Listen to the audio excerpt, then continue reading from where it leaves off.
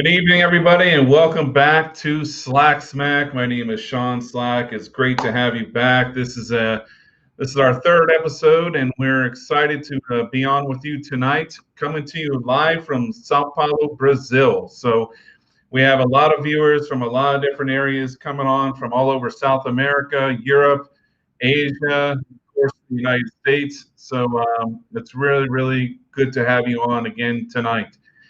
We have a great show lined up for you.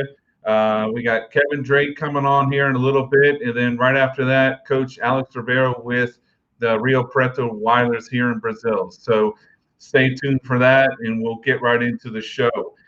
We're going to get right into a section that we call Slack Optics, where we go into and talk about news bits that are going on right now in sports and entertainment and different areas of the world, just to keep things interesting. So, one of the things that's going on, everybody's pretty familiar with the Black Lives Matter movement that is really increasing, and the protests and things of that nature, especially in the United States. And the NFL Commissioner Roger Goodell is encouraging now at least one team in the NFL to sign former 49ers quarterback Colin Kaepernick to a contract.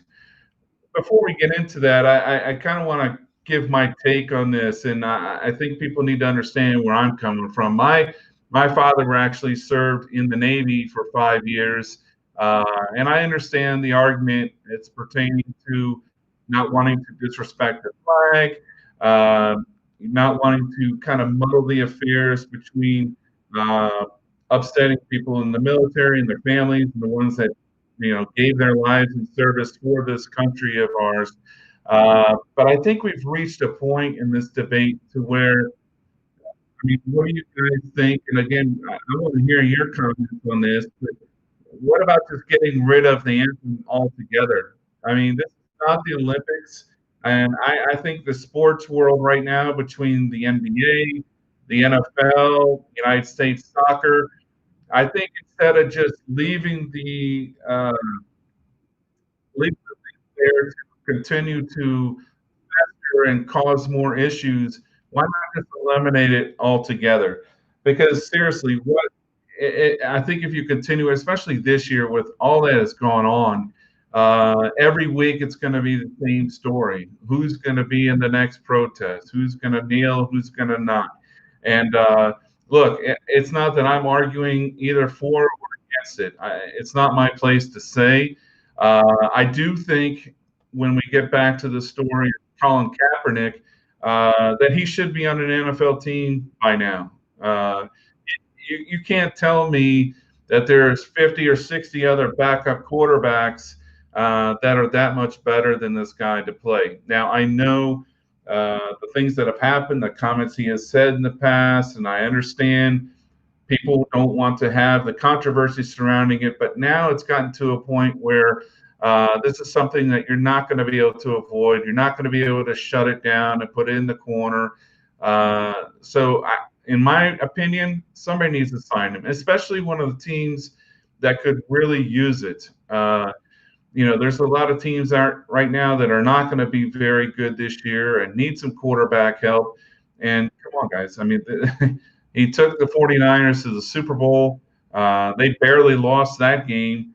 And, okay, maybe his skills had declined some, but I don't think to a degree to where he shouldn't be on the playing field. Now, as far as the controversy and other issues that people are worried about, man, you got to look at it both ways. The glass is half full. On one end, it's going to be a marketing boom for somebody. On the other end, of course, you're going to have the naysayers and people that just don't want it to happen and don't want the quote unquote headache of that happening. But look, again, this is not an issue that's going to go away, and nor should it. A lot of the events that have occurred over the last few weeks have put this front and center. And I think for the NFL to retain any kind of credibility, especially with the black athletes that accompany 70% of the league, or count for 70% of the league, they need to do it. They need to bring him in, get him on a team, let him, prove it on the field. It's all about what he can do on the field from then on. And then what happens after that, happens. Okay. The other argument that I've heard is maybe the locker room is going to get divided and so on. We negated that argument last week. I was interviewing Stephen Edwards, who's played with the Bears and other NFL teams. And I've been in a locker room many years, and many of the players that I've played with, I've talked to.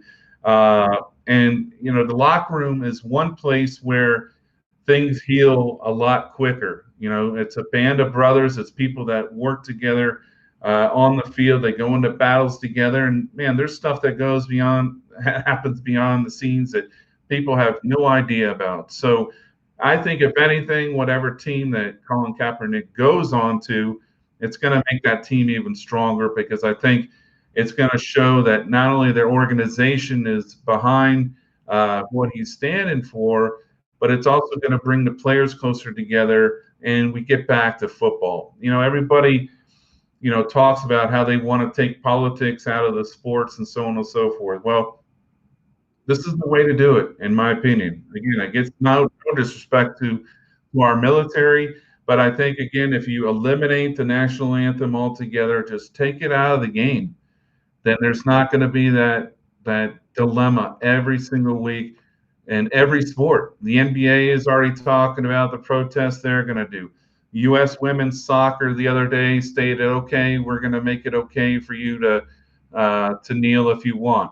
So why not just eliminate it altogether and get back to the sports on the field? And I think that's eventually probably what's going to happen, because we don't need to hear about the president from the president on this every day.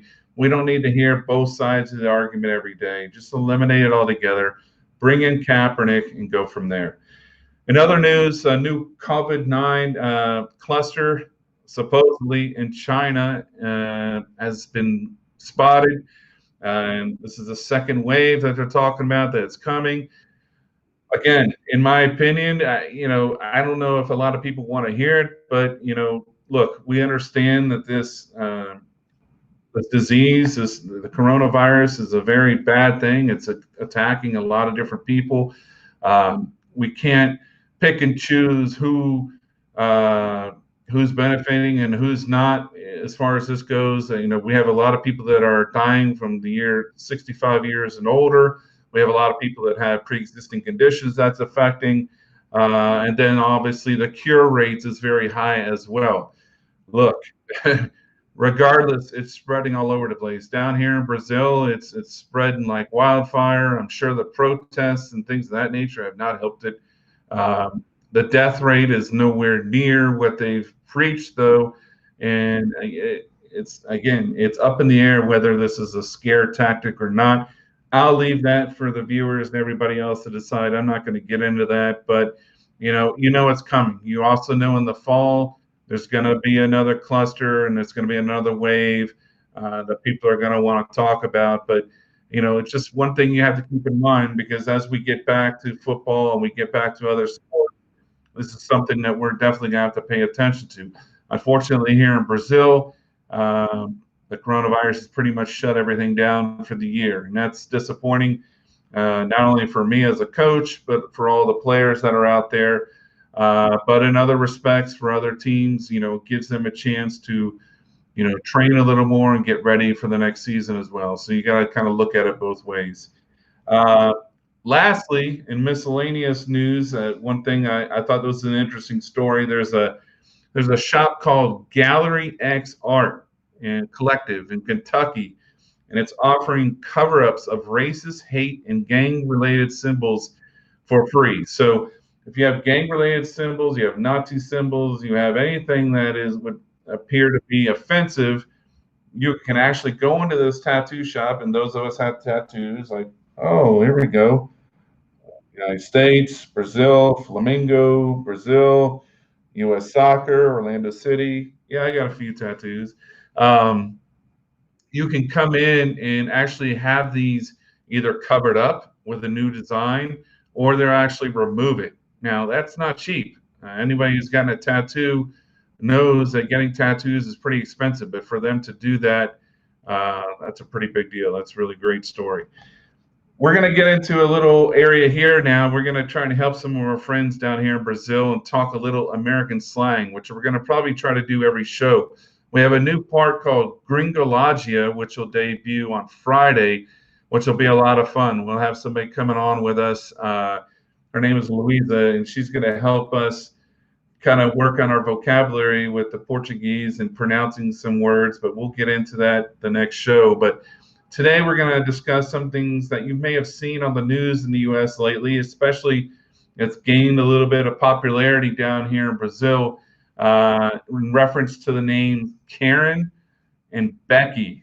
Okay. So I know some of my friends in the United States must be laughing at this because uh, it really is a slang terminology.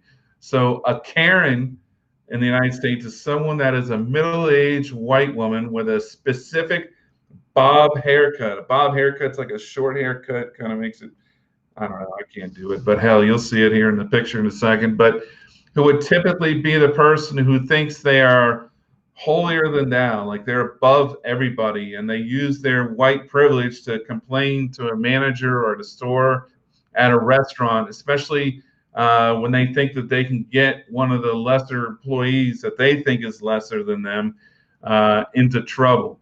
And that identity has changed, and people use it now to say things like, so if you see this type of person, people say, "Oh, you're such a Karen," or "Hey, stop being a Karen." So that's that type of person. Then you have, and then we have this picture of the four Karens of the apocalypse. That's a that's a really good picture there, kind of depicting what we're talking about. And then a Becky.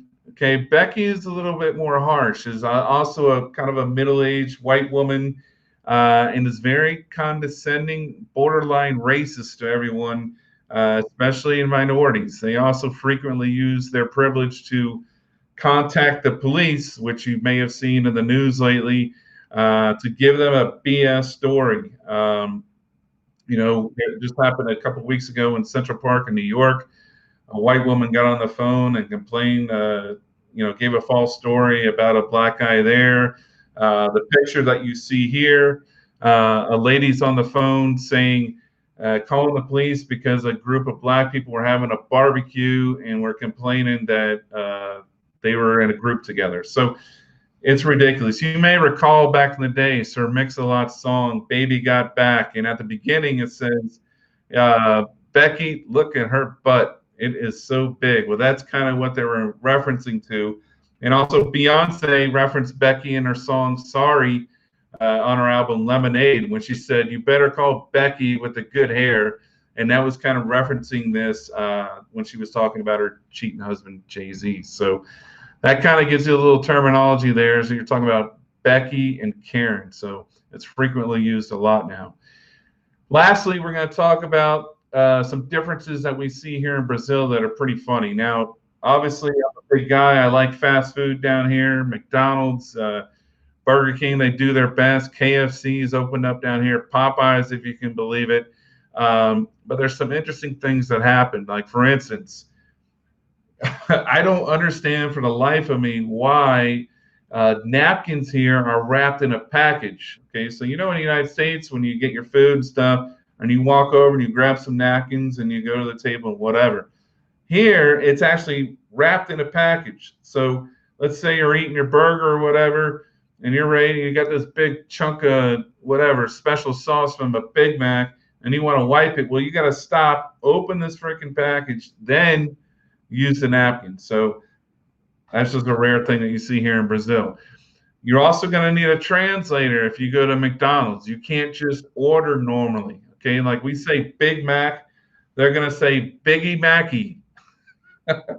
Okay, or nuggets and nougats.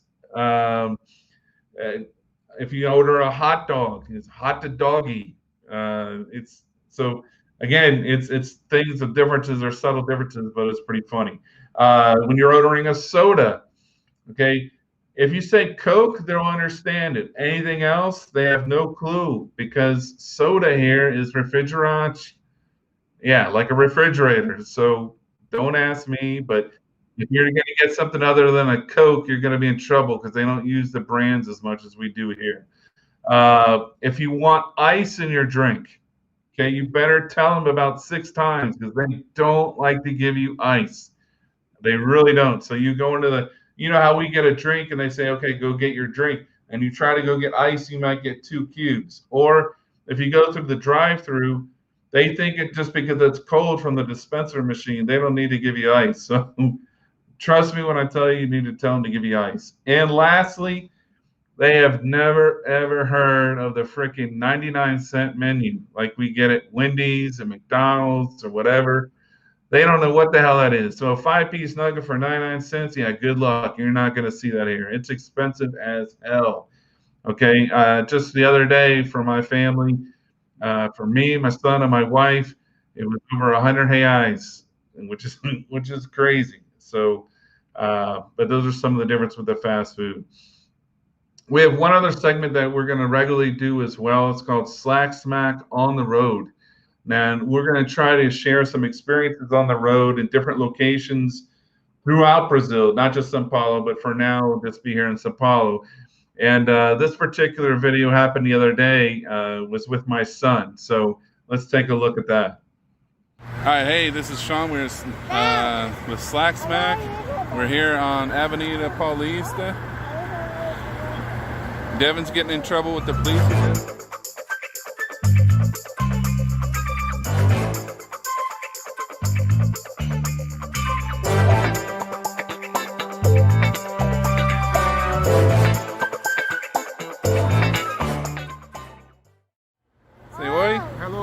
Hello, guys. Oh, oh, meu Deus.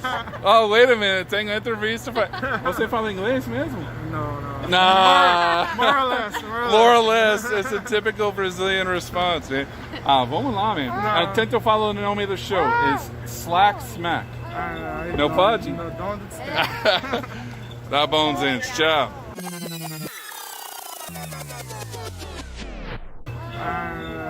Não pode? No, don't. All right, so we're here with Ramos in Avenida Paulista. Ramos is going to be the first one that's going to try to say the name of the show, okay? It's Slack Smack. Tenta falar. Slack Smack. Slack Smack. Muito perto, é bom. É legal. Tá bom, man. Obrigado, viu? All right, so a special thank you goes to the super nice police officers. Normally here in Brazil, they get a bad rap, but man, they were super cool. They actually picked up my son and put him in the car for a while, and we're really nice people. So thank you so much for spending some time with us. All right, so now we're going to get to Daniel Clauston. Daniel last night had his first interview with the Players Club. You guys might remember we have a special segment called the Players Club where we're going to be interviewing players only here in Brazil, all over South America, Europe, and other places that play American football, but in a foreign land. So I'm anxious to hear how'd that go, Daniel, with Victor Mega last night. Thanks, Coach. First of all, talking about all that food made me hungry, you know. Yeah, man. Tell me about it. Whatever. Primeiro, Coach, parabéns mais uma vez aí, obrigado pela oportunidade. Bom, Players Club é o que a gente consegue ouvir por aí já, viu? Tanto o Slack Smack, que tá bombando, o pessoal tá querendo curtir, tá querendo saber mais, então tá bem legal. Ontem a gente tivemos a oportunidade de entrevistar o Vitor Hugo, né, o Mega, e falamos bastante coisa. Ele contou um pouco aí, a galera do Corinthians Steamrollers, falou um pouco do Corinthians, falou sua experiência no Cruzeiro, também do Galo, como é que tá indo, como é que foi para ele, e pessoal que tem aí a curiosidade de saber como que foi a vida dele lá na Turquia, nossa, excepcional, contou algumas piadas também que fizeram, algumas diferenças, né, que aconteceu com ele na Turquia, foi bem legal. Querem saber também, se vocês quiserem saber também o que está acontecendo, o que ele pensa dessa coisa da diferença, do racismo, tanto nos Estados Unidos quanto aqui, ele comentou também sobre isso. A gente conseguiu falar bastante de FA, mas também sobre a vida dele, dos tipos de treino, lugares e coaches que ele já passou, muita coisa legal aí, tá? Então ficou bem legal aí, coach. Ótimo. Eu falo muito com ele antes, ele é muito bom pessoa, muito bem jogador, é muito animado para vir. esse vídeo. Amanhã, gente, vocês podem vai no YouTube canal Slack Smack, e esta onde você pode ver este vídeo com Victor Mega Souza, so, muito bom. E também, Daniel, quem você tem para os próximos? Nossa, a gente tem aí o Dogs, hoje vai bombar, né? A gente tem o coach Alexandre daqui a Cody. pouco e vai ajudar bastante nós, mas assim, realmente reconheço esse time do Valors que vem aí nos últimos tempos invicto, é um projeto sensacional aí, a gente vai aprender bastante com eles, e não podemos esquecer também do running back, quarterback, dos receiver, pode jogar esse cara em qualquer lugar e ele faz a diferença, realmente. O Corey vai ser o nosso convidado, né, do Wilders aí, vai ser o nosso convidado da semana que vem. Então, a gente percebe que é um jogador diferenciado, realmente entrou no Wilders, fez a diferença e ele faz o time crescer. Então, a gente quer saber bastante coisa dele aí, as dificuldades, seja sendo americano aqui no Brasil, o que ele curte, um pouco da história dos times que ele passou, como é que ele vê o projeto aqui no Brasil, futebol americano crescendo, né? A gente está falando de um jogador diferenciado. 2019, 2018, o cara teve 37 touchdowns, né? 3 passes aéreos, 17 passes aéreos de touchdown também, e 250 corridos, 250 pontos. Então, assim, eu não conheço nenhum outro jogador aqui no Brasil que fez e que está fazendo tanta diferença, né? Independente dele ser americano ou não, a gente já teve inúmeros jogadores americanos que vieram para cá, mas ele brilha dentro de campo como jogador e faz a equipe dele brilhar também, né? Por isso mesmo que os caras foram invicto aí por tanto tempo. Então, vai ser uma experiência fantástica, eu não vejo a hora e a gente está realmente looking forward to, né? A gente está olhando bem aí para fazer. É ótimo. E também parabéns para ele. Ele é esposo, ele é casado ano passado.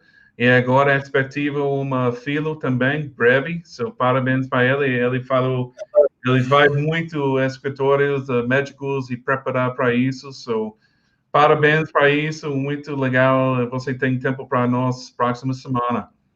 Com certeza. Parabéns aí, Cody. Tá bom, muito bom, né? Really looking forward to that next week, coach. And vocês podem ver este quarta-feira, esse vídeo vai do YouTube. Subscribe e inscreva-se no YouTube canal Slack Smack e você pode ver tudo vídeos lá. So, muito legal, Daniel. Muito obrigado. É nóis, coach. Mais um recado aí, a galera que quiser participar, né? Os jogadores ou técnicos quiserem mandar jogadores aí no Players Club, só mandar um recado aqui, se inscreva no canal, manda um recado no Players Club, manda um recado aqui no Slack Mac e a gente vai procurar vocês de alguma forma. Ótimo. Valeu, muito obrigado. All right. Good stuff, man. It's going to be a lot of fun to see these videos and, again, see the experiences from players coming in and playing American football in lands other than the United States. You guys don't realize the experience here, even for coaches, it's a completely different experience. And to share their stories, being away from their families, being away from where they were born. There's a lot of challenges and things that go into that, but it's really interesting to hear what they have to say. So this is a great segment for us, and Players Club is going to be a big deal for this show for a long time. All right, so our first guest is coming up soon. His name is Kevin Drink. He's actually from Birmingham, Alabama. There you go. He's a fun guy, contagious personality. Played college ball for UAB, the Blazers.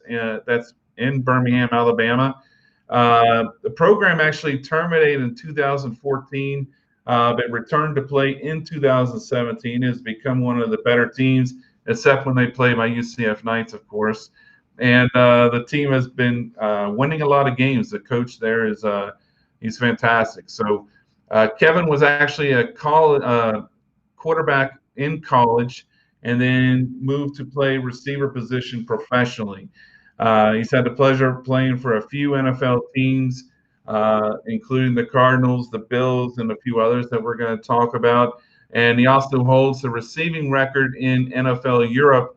And a great footnote here to that story, Kevin's quarterback in Europe is none other than Florida Gator great Danny Werfel. And that team actually, the Rain Fire, won the title. So that's a great nugget in itself. Kevin is still passionate about football, loves to pass on his knowledge to young athletes. Today, he's created a quarterback, wide receiver specialist training business called Drake Training. And he gets to help the next generation of players with their skills and fundamentals and everything that they need to succeed. So let's take a quick look at his video here, and then we'll get going.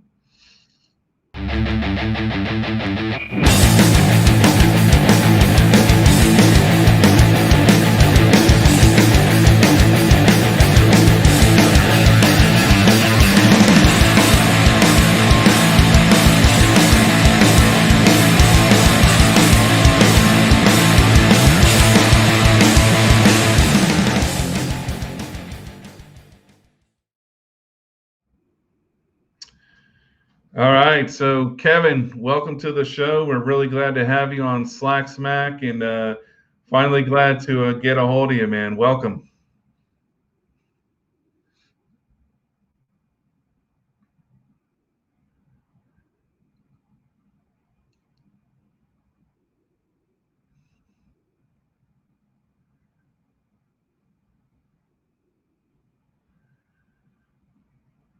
No worries, folks. We're just having a technical difficulties. It is Birmingham, Alabama, so I'm not going to hold anything against them. We made fun of Brazil last time, so we're going to blame it on Alabama. It happens. But in the meantime, those of you who don't know, Alabama is crazy for American football, a lot like it is here in Brazil. But there, it's a religion. Alabama is one of the few states that does not have a professional football team, and I'm sure you all have heard of Alabama and Auburn. That's most of the families are divided that way. You're either a War Eagle or you're a Crimson Tide with both teams, and there is no middle ground there. So to have an opportunity to play for a team like UAB is a great honor, especially in that state because the support is so great. A lot like the state of Florida. In the state of Florida, you have a lot of different teams there. Between UCF, Florida State, Florida, Miami. USF as well. And then you have a lot of smaller colleges that have come on between FIU, FAU, and so on. So, and then of course we have FAMU up in the north, Jacksonville State. So there's a lot of teams that are there. Football in the United States, every state is packed full. The thing about Florida is a little bit different, though. There's actually 3 professional football teams between the Miami Dolphins, the Jacksonville Jaguars, and of course my Tampa Bay Buccaneers. And of course I'm honoring them tonight because you may have noticed they released photos today of Mr. Tom Brady in Buccaneers gear. And as I stated on our first show, I swear I'm the first person here in Brazil that has his jersey right over there, and Buccaneers. So it's stuff. So it's really awesome. I can't. All right, so looks like we're back connected here, and Kevin, I was kind of blaming it on Birmingham for the sound, but it's all good, man. Welcome. No, it's probably more me than anybody else, so it's all good. Well, let's begin. I want to talk about you. Like, where are you from originally, and when did you decide football was the sport for you? So I'm originally from Birmingham. Born and raised right up the road, about 20 minutes north of Birmingham, in a city called Gardendale. Man, I've been playing football since I could blink my eyes. Since about 5 years old. Fell in love with the sport. I was a three sport athlete growing up, all the way up until college.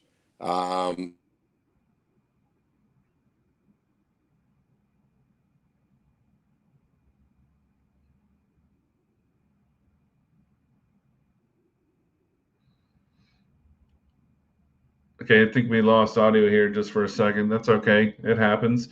So, for those who couldn't hear what he was saying, he's a three-sport athlete. He's been playing football basically since he was a child. So, uh, obviously, that's one of the things here in the United States that's a little bit different. I'm sorry, there in the United States, a little bit different here in Brazil. We actually start playing the game as soon as we're born. It's like here, you're born with a soccer ball in your crib. There, you're born with a football. So, all right, yeah, Kevin, I think we got you back. So, yeah, what three sports did you play, Kevin? I can't hear him. Okay.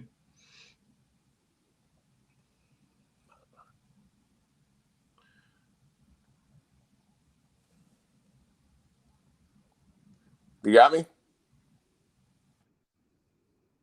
I can hear you, but I can't hear Sean or anybody else or Matt or anybody else. Yeah. Oh, yeah. One of the things, like I was saying, here you're born with a soccer ball, or you're born with a football. So you actually play at a very young age, and that's one of the reasons why things happen the way they do. You know, we've been playing for a super long time. Let's see. Yeah, I got you. You got me?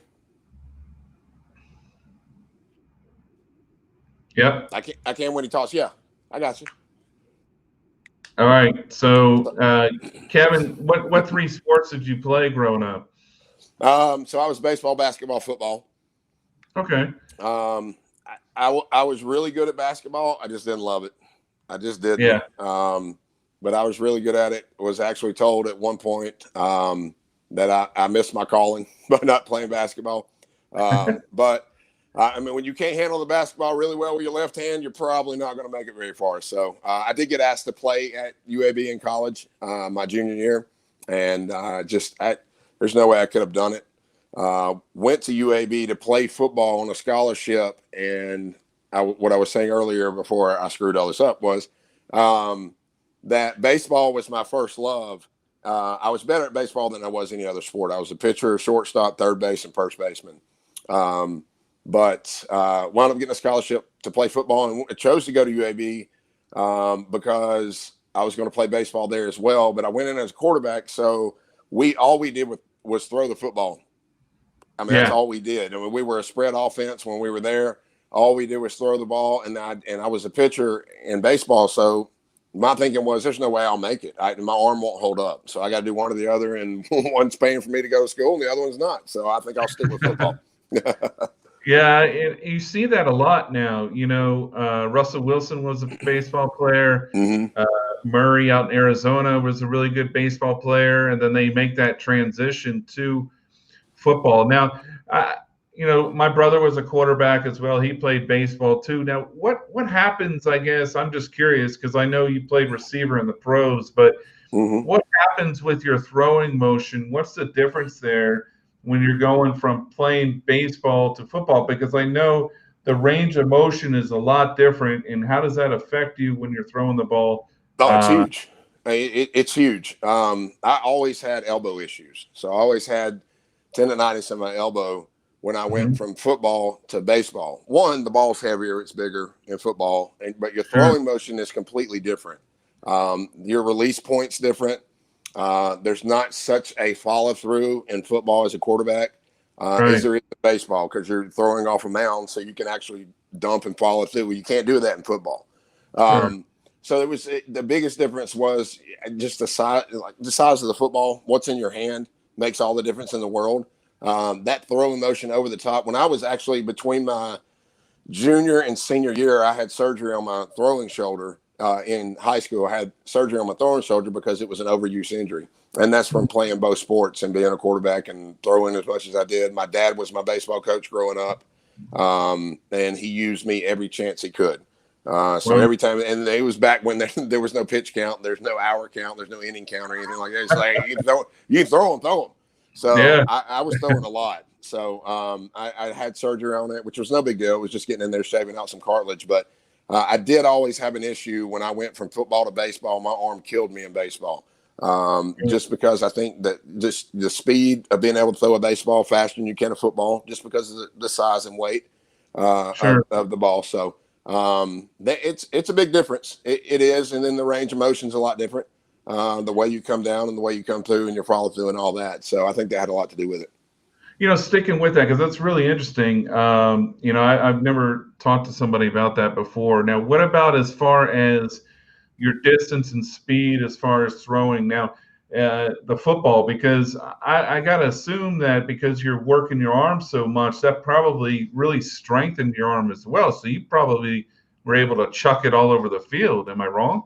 No, I could throw a football a long way, a lot further than I could throw a baseball fast. To be honest with you, I mean, I was an 88-mile-an-hour guy, baseball wise, Right. and I had some good pitches and stuff like that, and I worked on it a lot. But I could in college. By the time I got to college, I could take a knee on the 50-yard line on one knee and throw the ball through the goalpost. And that was kind of my one of my little fame to claim little tricks I always did, and pulled some money off of it every now and then. But I could throw. I mean, I literally, honestly, without fabricating anything, I could throw the football about 82 yards when I was in college, when my arm was in good shape. Now I try to do that now, my arm will go with the ball about 50 yards, and that'd be that. So Sure. But your accuracy though must have been sick. I mean, probably not as good as the coaches would have liked for it to have been. But I mean, to be honest with you, accuracy is about form. It's about technique, and it's about working on your craft.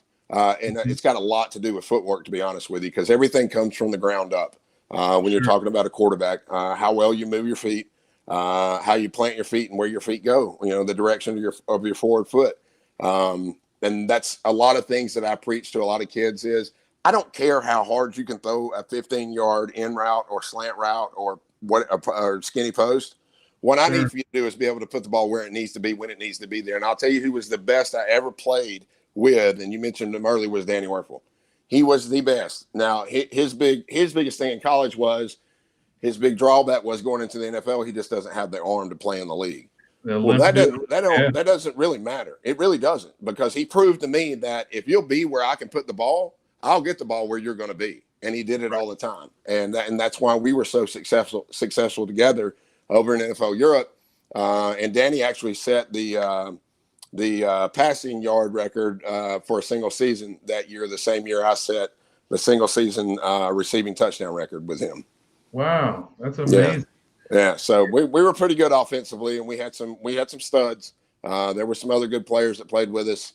And we had a decent defense, but we'll run you up and down the field. That's for sure. Now you played in the NFL for a few different teams: the Cardinals, the Bills, the Cowboys, etc. Besides Danny Werfel, can you talk about some of your favorite QBs that you played with there? Personality-wise, was Jake Plummer at Arizona. He had been there. He'd been there a year before I got there. And he was fun. I mean, he was fun on the field, off the field. Now, on the field, he was really serious. Now, he was good at what he did. He was a lot better than a lot of people gave him credit for. I came in my first year in '98, was the first year that Arizona had made it to the playoffs period, in about, I think, maybe 30-something years. And then we actually wound up beating the Cowboys the first round of that year of the playoffs at home. And that was the first playoff win they had in like maybe 50-something years. And then we went to Minnesota and got beat. But Jake was a great guy. That was a great team. Frank Sanders here from Birmingham played at Auburn.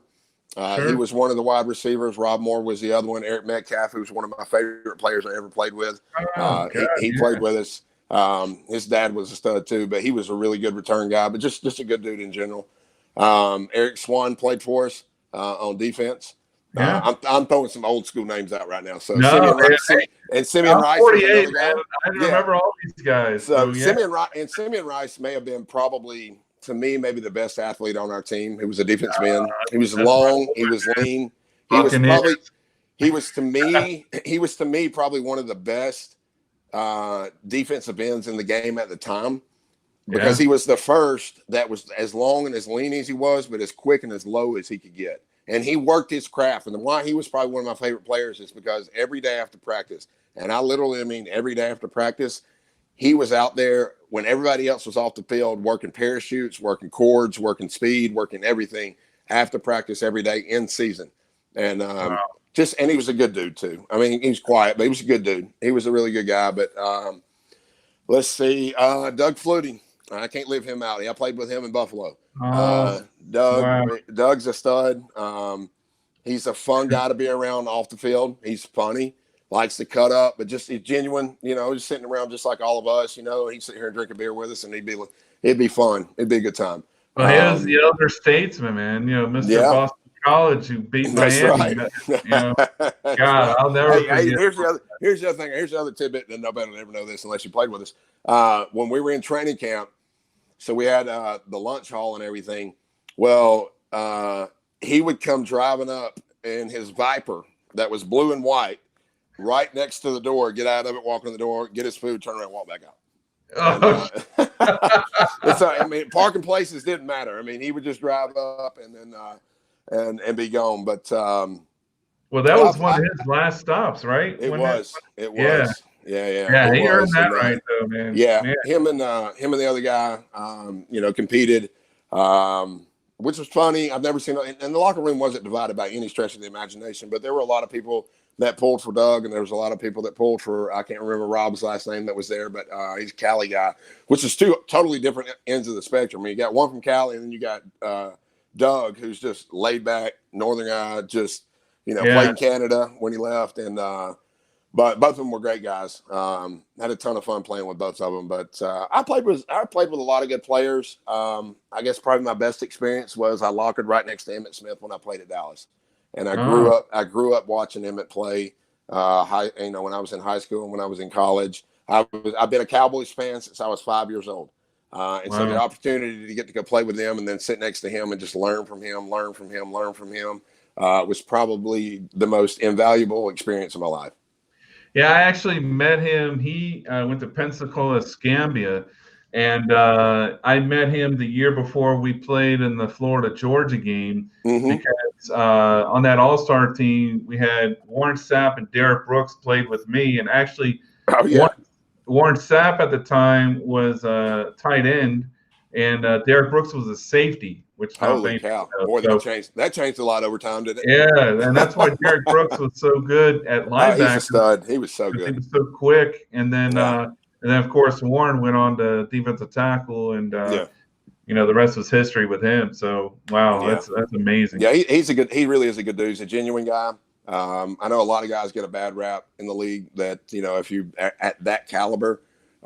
Thinking, one thing or another, but man, when I really got to meet him and got to know him, he's just a quality guy. Genuinely good dude. He's a small guy, man. He's not that big. Not big. His legs are like that. I mean, he got some powerful legs, but I mean, he's not a big guy. No, he's not. He had a great line. He had Eric Allen in front of him.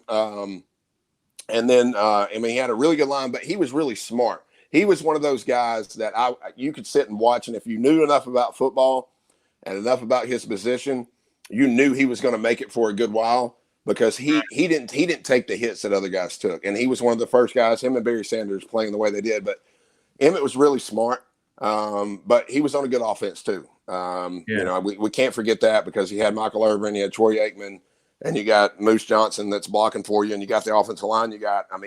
He did what he did, but he didn't do it by himself. But he's a quality athlete and just a better guy off the field too. Yeah, no doubt.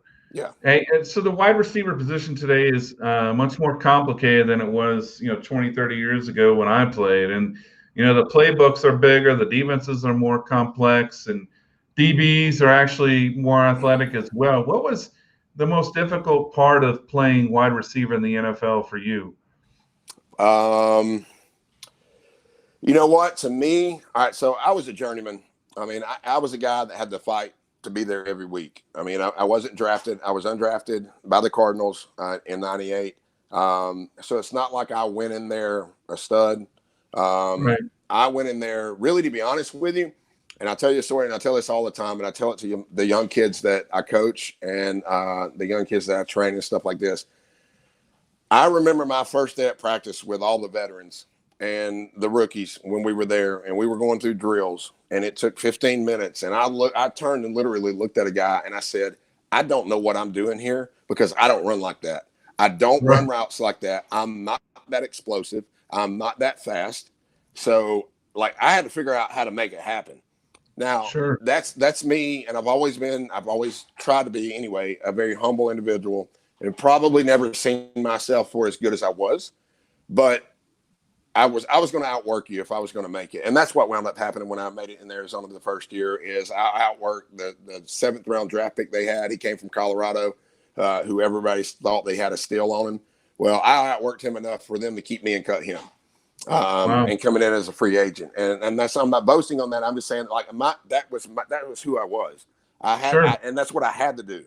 I wasn't a starter. And to be honest with you, I wasn't the 3rd receiver or the 4th receiver. If I was going in, I was probably the last pick of the litter at that point, when I first got in the league. But,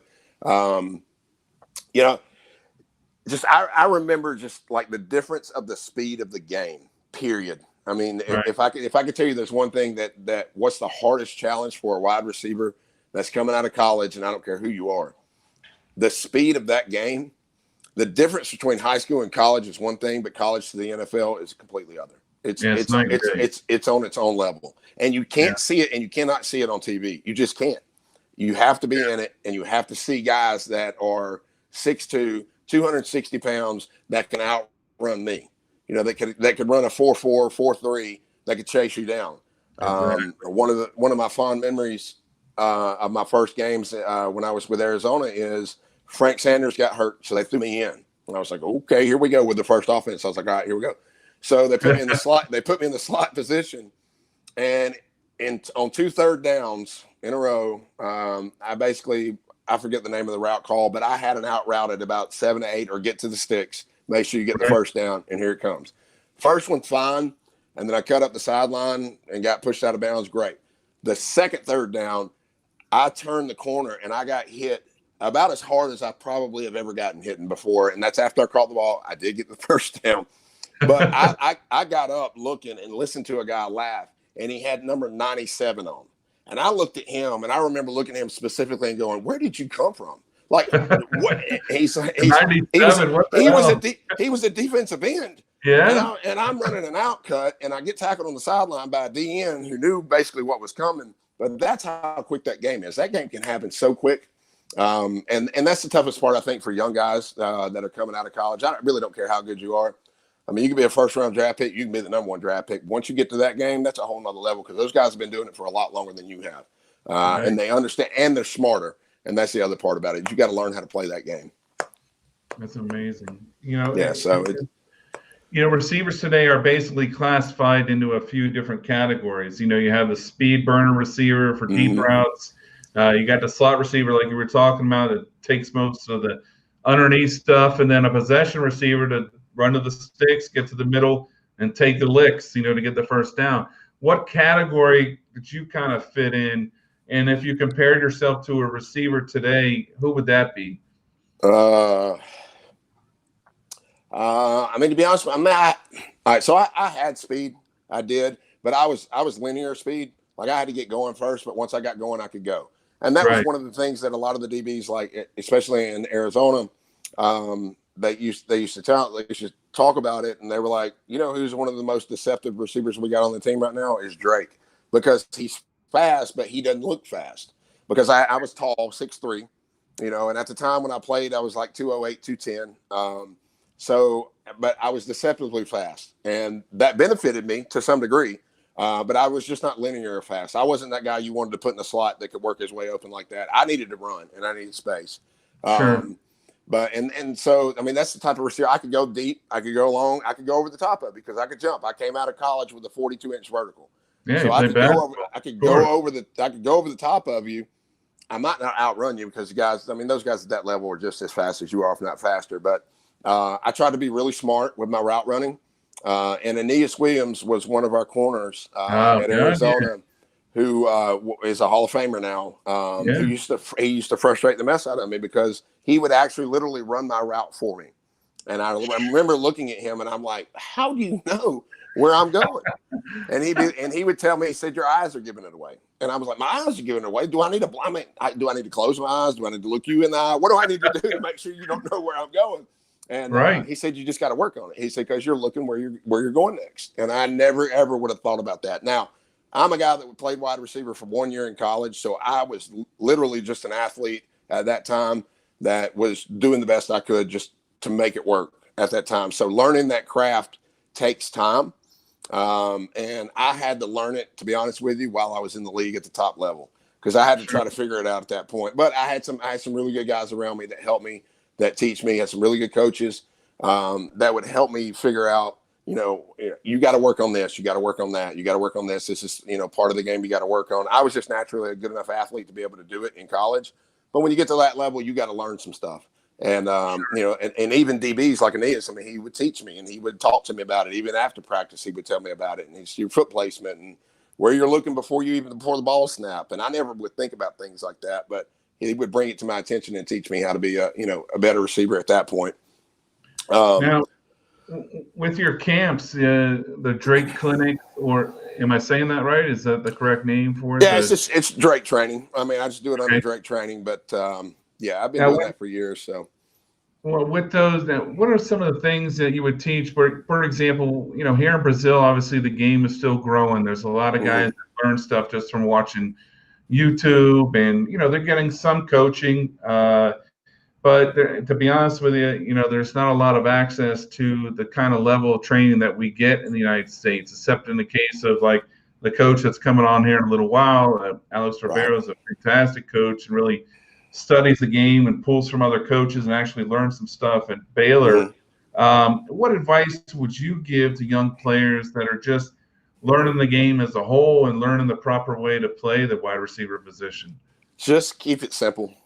Don't make it harder than it has to be, because it really doesn't have to be. It's a very it's a chess game to me. I mean, that's what I've always said it as, just like chess and checkers. But you have to simplify it. Learn your techniques. Always constantly work on your techniques, and especially as a wide receiver, a running back, or a DB, work on being more explosive, because the quicker your feet are, and the quicker you can go A to B, the better off you're going to be at what you're doing. And the other thing is just listen, just be coachable. That's what I tell my kids all the time, is like, you got to be coachable. If you're not coachable, it makes it really hard for a coach to want to coach you. And I'll be honest with that. And I've done it for the past 4 years as far as coaching football and on a high school level, is be coachable, listen, and work on your craft. And you're not going to really get any better. And we all know this, but for those guys that have never really grown up playing football or seeing football for what it is, you got to work on it.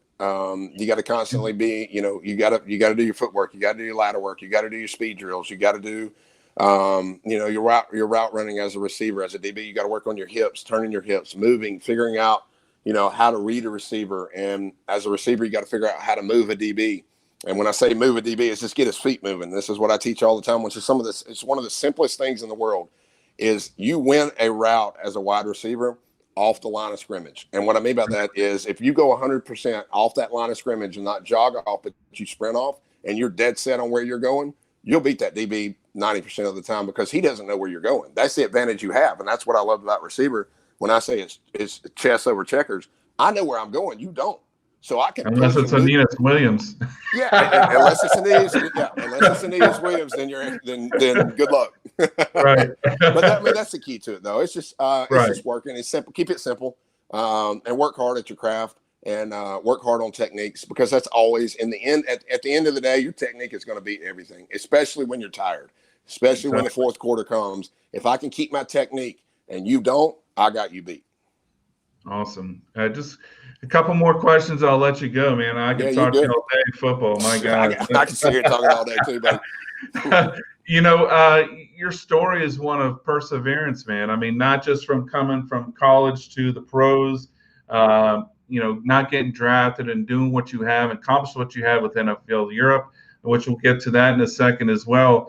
But you also had almost a nightmare of an experience. You had an accident not long ago. Can you Yeah. tell us what happened, and how did you rebound from that? Yeah, I'll make it a long story short as best I can, because there's so much detail to it, and it's still, I mean, really kind of fresh, to be honest with you. It's like about 5 weeks ago, maybe 5.5 weeks ago. I was on the interstate, going from one interstate to the other, on an on ramp, overpass a bridge. My back end, I hydroplaned, and when I did, I was going about 60, and my car got out of control. I hit a retaining wall at 60 miles an hour, head on. The back end hit, and when the back end hit, I went out the driver's side window. My truck went that way. I went this way. I was about 30 yards from my truck, laying in the middle of the interstate, face down. Holy crap! So And you actually flew out of the truck. Oh yeah, no, yeah. And the lady that was behind me happened to be a nurse, and she said, when you went out that window, you looked like Superman flying out the window. That's how hard I got thrown out. So I was laying down. I was laying down, face down, in the middle of the road. My truck was over in the grass about 30 yards, and what she had said was she thought that she was going to have to start CPR on.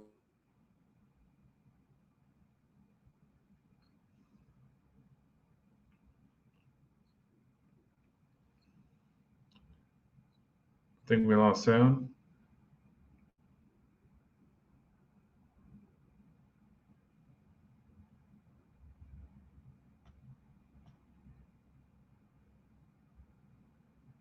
We lost sound.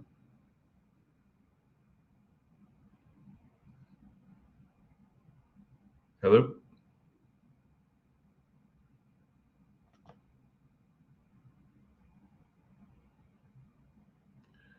I got no sound.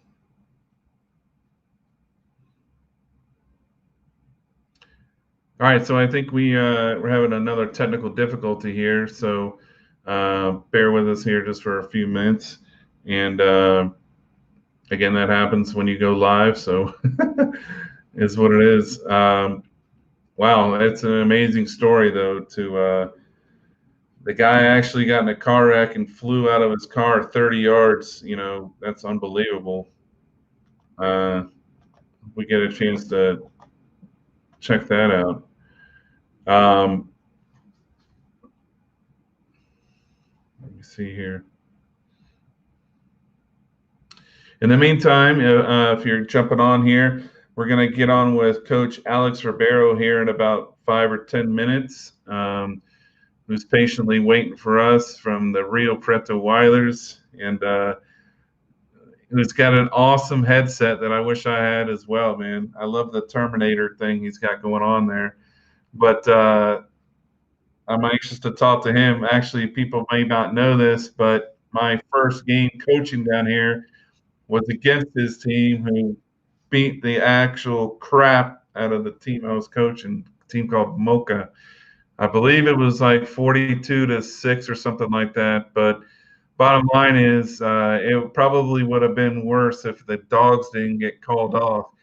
And on top of that, during this game, and I think we're bringing him back here in a second, I actually received the kickoff, and then the second half began, which I need to ask him about. They actually gave them the ball again. So I got a little bone to pick with Brazil on that one, but we'll get into that in a few minutes here. I think we got Kevin back on.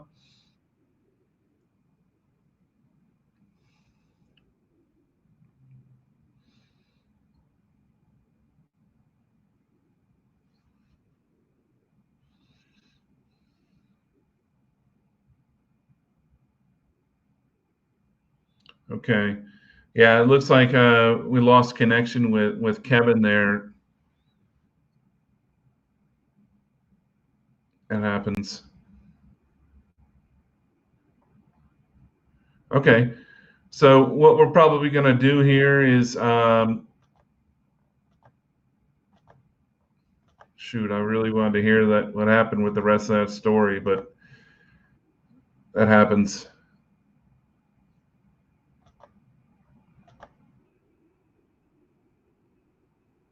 In the meantime, I think what we're going to do is we're going to probably move on here to Coach Alex, and like I said, this is a great story. I'll definitely have to ask him about this. But Coach Alex has been the head coach for the Weilers for almost 3 years now. And in 2018, he was the offensive coordinator and defensive coordinator as well. And prior to that, he was offensive coordinator for America Locomotiva in Minas Gerais. It's another state here in Brazil. He actually visited Baylor University in Texas in 2017 and a few more high schools there, gathering football knowledge. He's a student of the game. I know for a fact he's shown me some of the library of books he has, and he's always constantly developing new things with his team. He's only 32 years old. He's married to his wife, Barbara, and has degrees in international business and PE. So let's take a look at the video real quick, and I'm anxious to talk to Coach Alex.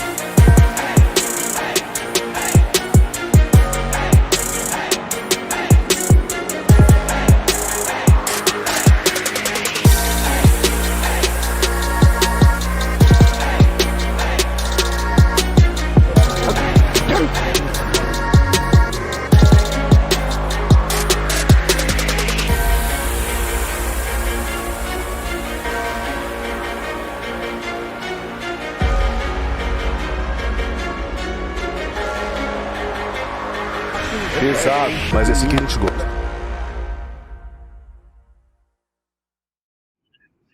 Alex, meu Deus, man. Bem-vindo. Muito legal você pode entrar no show. É muito prazer você vai aqui. Bem-vindo. Obrigado pela recepção e parabéns aí pelo programa. Tá bem interessante o que você tem feito e as entrevistas aí estão top de linha, se eu posso colocar dessa forma, né? Então, parabéns, estou empolgado de estar aqui. Muito obrigado. É muito divertido. Eu amo esse esporte. Eu amo falando coisas aqui em Brasil e mostra o mundo, outras coisas em Brasil. Não só praias e bundas, né? So, para mim é muito divertido, especialmente falar futebol americano. E agora, olha, a primeira coisa eu falei antes, você lembra do jogo, né? Vocês destroy meu time e meu time received the kickoff in the second half, an NCR, e vocês recebem de novo. Que isso, man? Você pagar? Que isso? Eu realmente não lembro da situação. O que pode ter acontecido é que a gente sempre deferia, né, a escolha pro segundo tempo. Então, se os capitães lá escolheram chutar de novo. Esse jogo foi muito interessante, coach. É engraçado você citar isso, porque a gente vinha estudando Moca, né, e de repente, logo na primeira jogada do jogo, empty formation. Aí eu tava assim, caramba, eu nunca tinha visto empty formation no Moca, né? Falei, e agora? Começou, e fly sweep, né? Jet sweep para todo lado, bola no perímetro. Eu falei assim, cara, vai ser um jogo longo, porque tá completamente diferente do que a gente tinha estudado. Então, o começo do jogo foi bem tenso, assim. Não? Peguei o game plan e joguei no lixo, falei assim, agora eu vou ter que começar a bolar tudo novo na cabeça, né? Não, é muito legal. Esse time treina duro, eles vai, no huddle pouco tempo também. Eles drive pouco. Ele sabe, ok, está bom, você jogando do melhor time em São Paulo, and then just, nossa, errados, muito difícil. Eles fumble, eu acho, da goal line, eu acho fumble 2 ou 3 tempos e 2 interceptações. É difícil o dia da quarterback, mas muito bem. Vocês jogam bem esse ano e vai. Eu acho que vocês ir da final, né? Campeonato SPFL este ano. E você, 2018, né? você perdeu na final, né? Exato, a gente jogou contra o time da Portuguesa, é um time bem dominante no estado de São Paulo, era o tricampeão invicto É, até aquele ano, e eu fiquei empolgado e feliz que a gente chegou lá e conseguiu trazer competição para eles. Ambos os times, né, vinham de períodos muito difíceis, né? Então a gente tinha a Portuguesa aí que estava sem running back, né? Então eles estavam jogando Catulo, um quarterback fenomenal. Eles sim, estavam jogando com 5 receivers, fazendo alguns draws com o QB, e a gente chega naquele jogo, eles começam a explorar o nosso perímetro bastante com os crack blocks, né? Colocando o nosso corner obrigado da tackle ali. yeah. Então fizeram um trabalho fenomenal. Então, assim, e a gente foi bastante superação da nossa parte, né? A gente tinha um elenco curto, mas que vários jogadores dobraram ali, então foi um aprendizado de futebol americano live, né? Intensivo. Então, vieram com fast tempo para cima da gente e, infelizmente, o plano de jogo deles foi melhor do que o nosso e, enfim, crédito para eles aí. Português é bem demais. Eles sabem o técnico muito legal. Eles têm bem atletas. E espero um dia eles voltar à SPFL, porque, nossa, eles jogam bem demais. Ganhei, eu acho, 3 vezes o campeonato da SPFL e depois, se eles não voltar e jogam BFA, eles jogam bem com Galo ano passado também. É muito bom jogo em Minas. Mas realmente agora a SPFL eles saem, so espero no futuro eles e outros times voltam lá também com vocês. Meu Deus.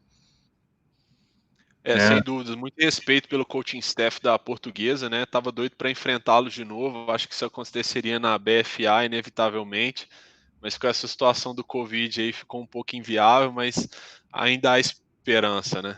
exatamente, exatamente. Então, antes de entrarmos no fantástico career e futebol americano, vamos aprender um pouco sobre você. Onde você nasceu e foi criado? Legal, eu sou de Belo Horizonte, né? Sou mineiro, Ah, ok. então é, É bom. Ah, eu e amo a comida lá, meu Deus. então maravilhosa, né? É verdade. A gente aqui em Rio Preto tem uma culinária muito rica também, É, então a gente tem casado as duas culinárias e tem saído boas receitas aqui em casa. Então, sim, fui nascido e criado lá, né, em Minas Gerais, Belo Horizonte. É uma cidade de 2,5 milhões de habitantes aproximadamente, né, contando a região metropolitana. Minha família ainda vive lá, então eu morei lá até antes de vir para o Vários, na verdade. Na verdade, antes de ir para os Estados Unidos, né, sim. passar um tempo lá visitando. E basicamente foi lá que eu comecei minha carreira no futebol americano, né? Tenho uma esposa, Bárbara, a gente é casado há 5 anos e ela veio comigo, sempre me apoiou no esporte. Então, assim, a gente, quando foi para os Estados Unidos, quando veio para cá, é algo que ela sempre suportou a decisão. Então, agora estamos em São José do Rio Preto, né? Que é a casa do Rio Preto Village, e eu estou treinando o time há aproximadamente 3 anos aí. Nossa. Então, como o Dia dos Namorados, sexta-feira passada, eu tenho uma pergunta como você conhece sua esposa e também como ela lida com as inúmeras horas que você passaram treinando, estudando cinema, filme, sabe, fazendo horários, etc. É uma boa pergunta. Na verdade, eu a conheci por causa do futebol americano, né? Então, na época que eu jogava, eu joguei como tight end por alguns anos. É, ela foi num jogo, né? E ela assistiu o jogo. A gente se conheceu no final desse Não, jogo. Ela era amiga do quarterback e a gente se conheceu e de lá para cá a gente tá junto, né? É uma esposa fenomenal. como eu disse, sempre apoiou todas as minhas decisões. Na verdade, todas as decisões são sempre tomadas em casal. Acho que isso é muito importante para a vida do casal. Sim. E para ela, eu acho que é fácil, né, suportar a minha rotina de trabalho, porque a dela também é bastante intensa, né? Hoje ela é arquiteta de formação, mas hoje ela ensina crianças, então ela dá aula de inglês e dá aula em bilíngue, né? Ensino bilíngue. Então ela tem uma agenda bastante apertada também e acaba que assim, durante a semana meus treinos são à noite, né? Eu trabalho de casa assistindo filme igual você falou e ela tá fora, né? Então quando ela chega a gente tem aquele tempo de se ver e o tempo juntos mesmo, assim, é mais final de semana quando não tem jogos, né? Mas sem dúvida é algo que a gente tenta trabalhar no casamento, né? Essa questão do relacionamento, tempo de qualidade, inclusive, para Sabe? que nem o esporte nem a gente seja prejudicado, né? Eu sabe, antes eu treinador da Nova Serrana e agora com Joinville, dois lados, 9 horas para o ônibus, tudo jeito, Ó, que loucura. eu sabe. Não, você tem uma estratégia única que tem pago dividendos para o seu time. Você foi para a Universidade de Baylor, no Texas, home de Art Briles ofensa e ataque. E para algumas escolas de ensino médio de lá também. O que você aprender com sua experiência dos Estados Unidos e como isso ajuda em suas methods de coaching aqui no Brasil? Sem dúvidas, a experiência lá foi fenomenal. Eu acho que eu cresci 20 anos em uma temporada, né? Então eu cheguei lá e consegui passar toda a temporada, desde o primeiro ao último jogo lá com eles. Então eu acho que todos os aspectos do jogo eu tive uma visão bem mais ampla, né? Então eu consegui passar bastante tempo, porque na verdade metade da minha estadia lá foi com a linha ofensiva, né? Para mim, a unidade mais coesa do esporte, a unidade mais difícil, né, de se operar do esporte. Então, passei bastante tempo com eles, passei aproximadamente 3 semanas aí só com a linha defensiva também. Eu acredito fortemente que o front seven ali é a química do futebol, é onde tudo acontece. Passei um tempo com running backs e quando eu falo tempo, né, eu basicamente participava do plano de jogo, né, das reuniões dos treinadores do plano de jogo pela manhã, né? Depois você conhece a rotina, já esteve envolvido com isso. Então, basicamente, amanhã era estudo de jogo, né? Era scout, game planning, etc. Então a gente tinha um horário do almoço, aí tinha reunião com os atletas e depois a gente ia para o treino e posteriormente ainda uma segunda reunião. Então foi uma rotina muito intensa, né? De 6h30 da manhã até praticamente aí 7 da noite no escritório e eu conseguia viver várias horas de futebol americano por dia, afinal de contas eu estava lá para isso, né? Então, assim, foi bem legal o X's and O's, né? Se eu posso colocar dessa forma, porque eu consegui aprender e sugar bastante pela observação. Um outro ponto muito interessante é que eu não recebi o playbook em mãos, né? Então, eu passava boa parte desse tempo também assistindo o filme, fazendo breakdown do playbook por minha conta, né? Perguntando e etc. Então, foi bom também para eu aprender a me virar. Né, sem dúvida, a terminologia do futebol americano é bem diferente, né, do inglês tradicional, então eu tive bastante dificuldade, pelo menos 1 semana e meia, aí, 2 semanas de adaptação para entender o que estava acontecendo. Tive uma experiência boa também com a parte operacional, coach. Então eu desci, né, para o pessoal lá que cuida do vestiário, que cuida das roupas, que cuida dos equipamentos. Eu passei 3 dias só com o pessoal de logística operacional. Certo. Para realmente entender tudo que acontece no futebol americano, né, americano. Passei alguns dias também com o pessoal de força e condicionamento, né, enquanto os atletas estavam fazendo treino, eles chamavam de Golden Lift, né, que era o levantamento de peso deles, né, tanto do redshirts quanto dos atletas de competição. Eu Isso. participava, observava, né, e fazia os treinos também com eles, para cuidar da saúde. E então, assim, tudo isso para ter uma visão global do futebol americano e como é que as coisas acontecem, né, como é que tudo é feito lá dentro. Sim. E um fato bastante curioso, coach, é que quando eu fui para os Estados Unidos, eu tive duas temporadas muito ruins enquanto treinador, né? Então a gente, no América Locomotiva, né? E eu tomo total responsabilidade por isso. Eu tive um recorde de 1-12, né? 1-12 record, Yes. em 2 anos, e foi terrível. Então eu chego em Baylor, que vinha da era Bryles, né, que era aquele power offense e batendo em todo mundo, e de repente eu chego, né, com o Coach Rule lá, depois É, daquele escândalo pessoal, e é, eles tiveram temporada 1-11, 1-11 season. E foi muito importante para mim casar, né, o meu fracasso com o fracasso deles aquele ano, e entender que mesmo nos grandes times isso é passível de acontecer, e qual que é o processo por trás disso, né? Então o Baylor saiu de 1-11 em 2017 para 10-2 esse ano, em nossa, 2 temporadas com o Coach Rule. Então foi algo que enfim, veio a casar diretamente com o que eu estava passando na hora, sem dúvidas uma experiência muito boa. nossa, muito legal.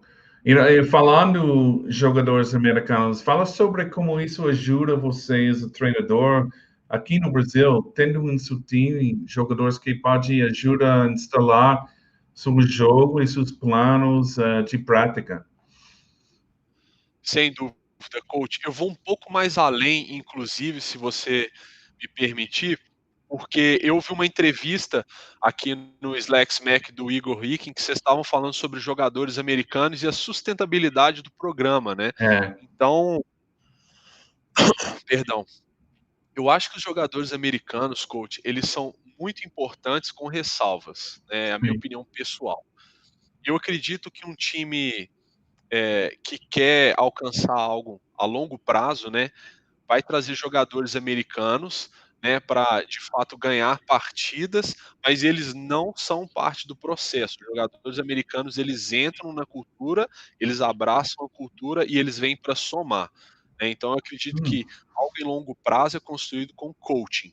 Então o sim, atleta americano chega, né, e ano passado é um claro exemplo disso, o Martin McCoy chegou aqui e ele é um jogador que jogou college football, e ele olhava a nossa defesa e ele dava uns insights, assim, ele sabia onde todo mundo tinha que estar no campo, e ele era o meu braço direito, assim, no game planning. Então a gente sentava, olhava é, como reagir àqueles conceitos, etc. A gente bolava isso juntos, né? Então acho que o sim, jogador americano, assim como o Igor Rick disse, ele tem que vir para somar para a equipe, né? Ele tem que trazer algo, ele tem que vir para agregar, ele tem que estar de acordo com a cultura da equipe, né?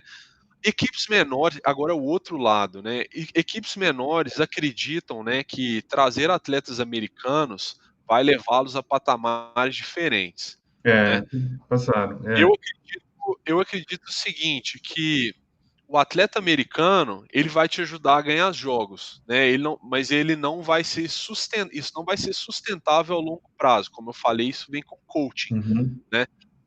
Porém, é muito importante, na minha opinião, para que equipes menores que não têm uma visibilidade, seja de patrocinador, ou seja de mídia, ou seja de qualquer tipo de apoio governamental, é importante que eles ganhem jogos, né? Então, se uma equipe pequena consegue trazer um atleta americano que vai ganhar alguns jogos, né, nesse momento, para criar alguma visibilidade para esse time no mercado, e aí de fato ele conseguir dar um pontapé inicial no coaching e um pontapé inicial na arrecadação de patrocínios, eu acho algo bem válido. Então acho que hum, trazer atletas americanos, no meu ponto de vista, coach, tem que ser algo que você tem que traçar seu objetivo, seu planejamento, e o atleta americano ele vai vir cumprir aquilo que você predeterminou para ele, né? sim. Ajudar a treinar a equipe, ou seja, simplesmente ganhar jogos para alavancar um pouco a sua visibilidade em patrocinadores ou prefeitura. Enfim, eu acho que tudo vem do planejamento, o atleta americano vem abraçar. Eu espero que eu tenha sido claro, coach, na explicação mais longa do que a sua pergunta. Não, não, é verdade. Tudo você falou é perfeito.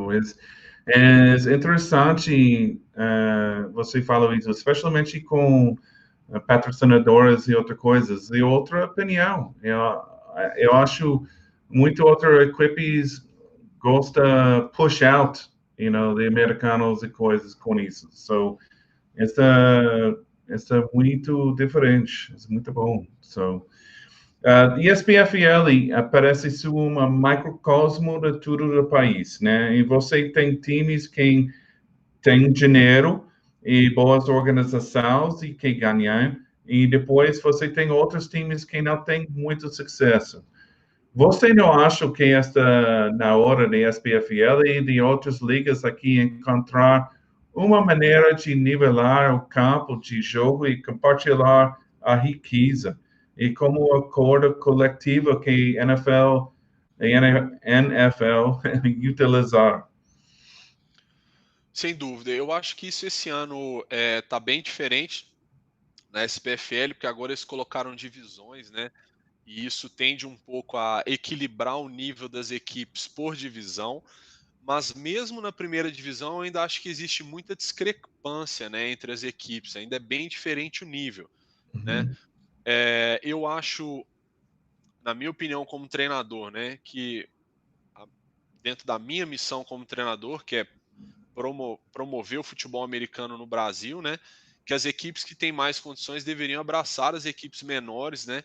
Porque eu acho muito difícil que equipes grandes cresçam quando a competição não está à altura, né? Então eu acho que é nossa função, né? Enquanto equipes que têm sido, estou dizendo que minha equipe é grande, tá? Mas estou dizendo que equipes que têm um histórico maior de conquistas abracem equipes menores, né? É, Então eu falei isso algumas vezes, né, ao vivo, em público. Vou falar aqui mais uma vez que o Vailers ele está aberto a ajudar essas equipes, né? Então eu converso com 2 ou 3 treinadores de equipes aí de São Paulo, em que a gente troca boas ideias sobre o que fazer do ponto de vista de X's and O's, né, organizacional, mas que as equipes que tiverem vontade, né, de me mandar uma mensagem inbox, de trocar uma ideia, falar com o coaching staff, que a gente está disponível e que eu acredito que o jogo do Vale só vai ser bom quando o jogo das outras equipes forem bons, e o jogo das outras equipes só vão ser bons quando o jogo do Vale for bom,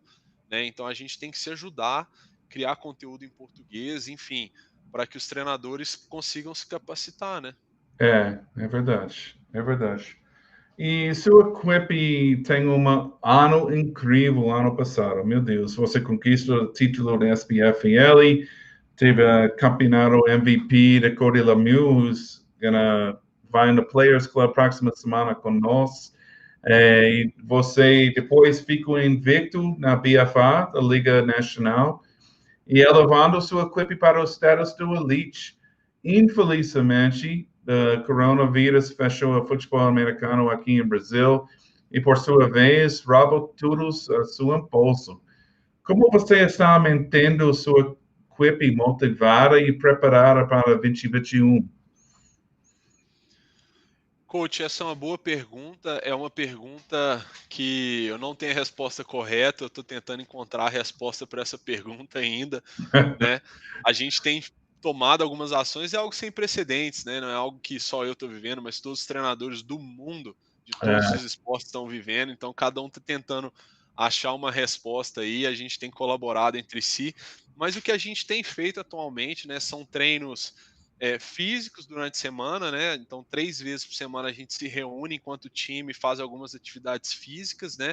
é, Confesso que a adesão não é tão alta, e o objetivo desses treinos, coach, eles não são obrigatórios. Então, são treinos para que atletas que não têm condição de treinar ou não têm motivação de treinar sozinhos tenham um espaço para treinar em equipe, né? Então, a gente se reúne online, via Skype ou Zoom, etc. Toca uma música, o nosso treinador de força e condicionamento, ele monta os treinos para a gente simplesmente chega e executa, né? A finalidade desses treinos não força e condicionamento para futebol americano. A é, finalidade desses treinos é saúde. Eu quero me manter saudável no momento de distanciamento, né? Porque a atividade física é bom para o corpo. Então esse é o verdade. primeiro, né? A segunda coisa que a gente tem feito, né, é a reunião de capitães. Então os capitães, aqui a gente tem 10 capitães, tá? É um número bem alto em relação ao restante do Brasil, mas é algo que a gente adotou esse ano, a postura de que capitães vão cuidar de jogadores, né? Isso traz accountability, né? prestação de contas. E o que a gente tem 15 dias são reuniões com os capitães. A gente tem estudado um livro do Urban Meyer que chama Above the Line. É um livro sobre liderança. Já leu, coach? Bom, é muito bom. Muito bom. Então a gente basicamente lê um capítulo do livro, né? Eu digitalizo, tiro foto, né? Mando para os atletas. Isso. A gente lê, faz as anotações, então a gente senta, discute, né? O que cada um aprendeu e depois a gente faz um resumo, coach, desse capítulo, né? Em equipe, para que os capitães tenham algum tipo de treinamento de liderança, se eu posso chamar dessa forma, né? Já que a gente não pode treinar o corpo, a gente vai treinar a cabeça. Nossa, Essa é a muito segunda bom. ação. E essa tem tido bastante adesão, né? Todos os capitães são caras fenomenais que eu confio de olhos fechados e eles têm participado de todos os encontros, então é algo que tem me feito muito feliz. E a terceira ação que a gente tem feito, coach, são estudos de futebol americano conjuntos. Né? A gente sempre, inclusive antes dessa ligação, eu me atrasei uns 3 ou 4 minutos porque eu estava com o pessoal. Basicamente, a gente senta todos os dias, né, ou 4 vezes por semana, todos os dias é muito, mas 4 vezes por semana a gente tira 1 hora e nessa 1 hora eu ponho um jogo para tocar, normalmente college ball, né, e a gente vai assistir o jogo sob o olhar do play caller. Né? Então, ou eu sou o coordenador ofensivo, ou eu sou o coordenador defensivo. A gente sempre assiste o jogo ou sob a perspectiva da defesa ou sobre a perspectiva do ataque. Basicamente, o que a gente faz é um breakdown, né, do jogo ao vivo. Né? Então, tem sido bastante legal. Hoje, por exemplo, a gente estava assistindo Baylor contra TCU e um dos RPOs que Baylor fez, eu falei assim, cara, o coordenador ofensivo vai voltar com essa jogada daqui umas 3 ou 4 jogadas, e dito e feito, 3 jogadas depois ele voltou com o mesmo RPO, sabendo que a defesa estava entregando o fundo do campo. Então, assim, tem sido bom para desenvolver o que a gente chama de futebol IQ, né? Nos atletas, né? O futebol situacional. Enfim, são essas 3 coisas que a gente tem feito, a adesão tem sido boa nas aulas também. Até ver o que vai ser resolvido, coach. Nossa, isso é bem interessante. É muito bom ideias também para pessoas vir agora. Eu sabe, muito técnicos e jogadores também, porque tudo Brasil agora eles roubam para jogar, mas eu acho um pouco mais difícil porque vocês têm muito você pode ter um ótimo season, ótima temporada essa season, porque você faz a BFA Elite para a primeira vez, mas, olha, vocês têm pouco mais tempo, aprender mais coisas, preparar mental e físico também, e depois, 2021, você vai, porque você não perdeu sua posição, e você, vamos lá, e vai 2021, pode ter coisas. So, isso é muito bom na preparação para você. Boa sorte para isso. Se eu tenho um pouco mais perguntas, eu sei, fica com você longe de tempo. A Bárbara não fica brava comigo. Não, é um prazer, coach. Fica à vontade. Ultimamente, você tem postado alguns vídeos muito interessantes sobre coaching, do nome Jandal. Eu falo isso correto? Jandal. Estas são vídeos instruções que ajudam alguns de novos treinadores a abraçar os fundamentos do jogo. Como eles foram recebidos aqui e você planeja fazer mais para isso? Porque é muito legal. Obrigado, coach. Sem dúvida, sempre foi algo que eu quis fazer no passado, né? Era criar conteúdo em português. Eu nunca tive tempo ou, como se diz, equipamentos necessários para fazer, e agora nessa situação é uma das formas que eu encontrei de me sentir útil, né? Tanto para a nossa equipe quanto para a comunidade do futebol americano.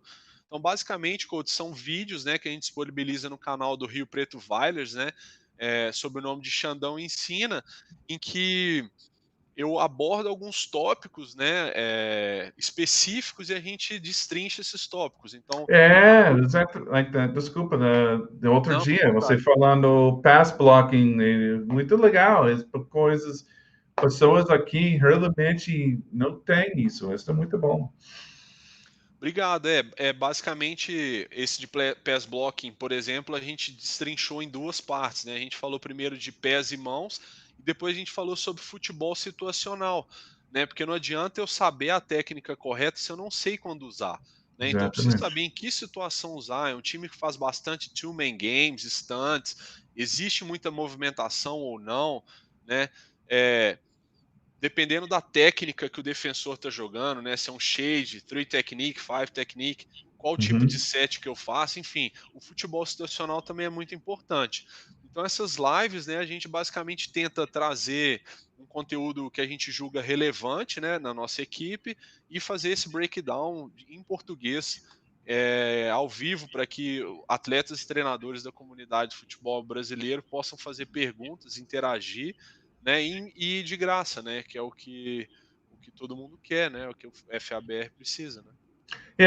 Realmente, eu acho, porque eu não sei, eu acho sou técnico aqui, americano, mas tem outras, eu acho, so far as, uma head coach, mas, aqui tem muito bem treinadores aqui, você tem muito diferentes treinadores aqui em Brasil, mas às vezes eles não sabem de outras coisas, eles pode saber da posição, ok, five wide, twins, trips, so on and so forth, ataque, mas eles não, às vezes, não sabem the specifics of each tudo posição. So, eu acho isso muito bom, fundamentals muito importantes para criar coisas. E isso é a primeira coisa é ensinar também, porque jogadores, especialmente, são para a saúde, eles precisam saber como bloqueou, como tackle, como faz tudo. Depois você pode vai uma playbook muito técnico, porque a frase aqui para mim é keep it simple stupid. Kevin Drake falou isso, the Kiss. receiver NFL antes. Yeah, kiss. Keep it simple stupid, because claro, você pode ter uma playbook this thick, mas eles não sabem como come off the ball e outras coisas, nossa, eles não succeed. So, parabéns para isso, porque eles precisam mesmo. Obrigado. Como um treinador relativamente novo, sua carreira decolou muito rapidinho e você tem tido muito sucesso. Você pode falar sobre seus melhores momentos até agora como treinador?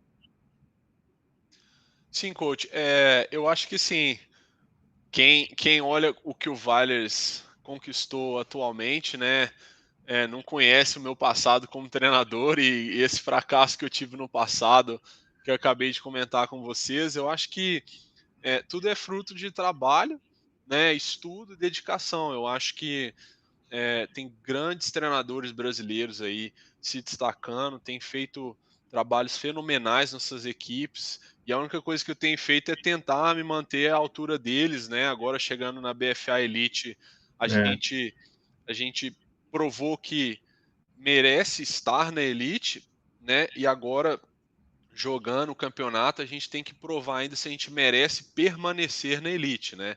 São é, coisas diferentes. Chegar e permanecer, para mim, são coisas diferentes.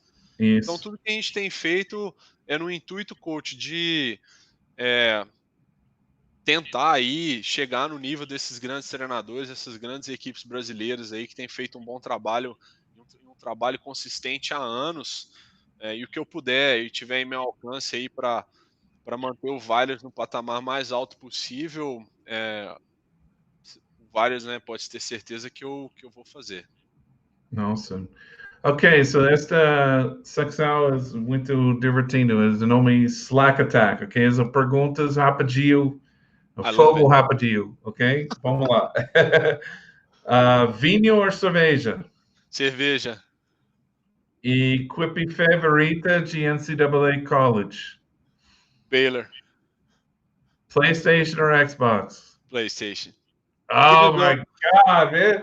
Meu Deus, que isso, brasileiros aqui, homem da PlayStation, man. Meu coach, Deus. o último videogame que eu joguei foi PlayStation 2. Então, assim, tem Oh, meu Deus. muitos e muitos anos. Ai, meu Deus, eu saudades meu Xbox back nos Estados Unidos, mas eu tento falar à minha esposa, comprar outra agora, ela fala, preciso de outra coisa em casa, você quer videogame? Aham. Ai, meu Deus. Oh my God. Necessidades básicas são essas. É, eu sei. Nossa, saudades. Nossa. Ai, Treinador preferido da NFL?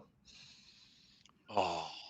É difícil, né? Dois, Bill Belichick, para mim, é um grande treinador.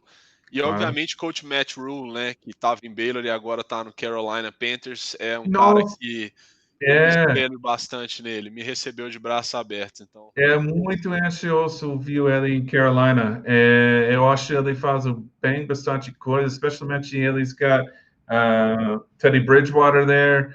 Ele é muito bom treinador mesmo. Muito bom. McDonald's ou pizza? Pizza. E domingo assistindo futebol ou domingo fazendo compras com sua esposa?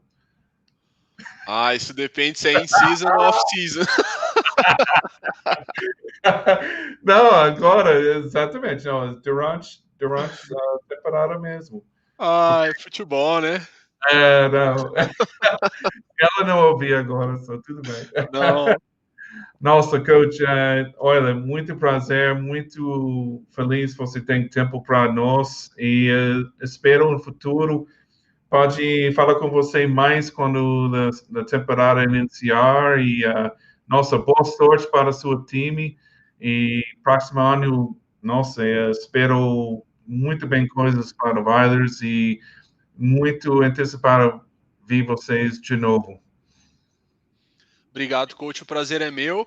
Te desejo mesmo aí para sua equipe agora que você tá assumindo, né?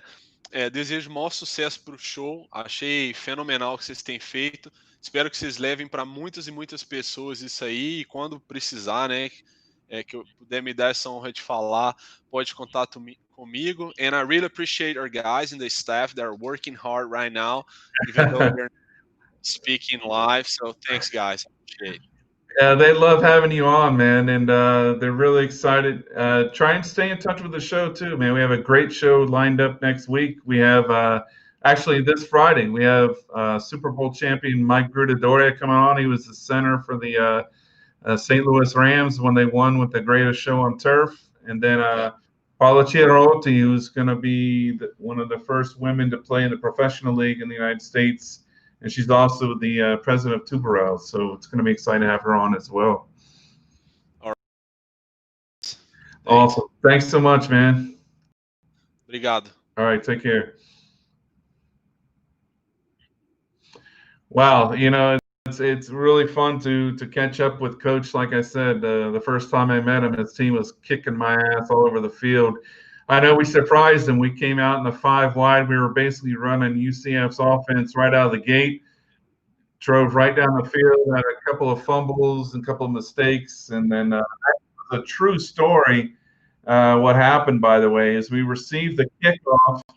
And then I don't know what the hell happened, but somehow they ended up receiving the kick again. So it was really one of those things that really it was a learning experience for me as a coach, but that's how it goes down. But it's really exciting to talk to coaches like him that are having tremendous success down here and that are real students of the game, and that really helps the growth of the game here in Brazil and other countries. It doesn't just have to be an American bringing the game here. When you got guys that are motivated and passionate and like I said, really students of the game, it really translates well to their players, and that's obvious with all the success they've already had. So good luck to Rio Preto.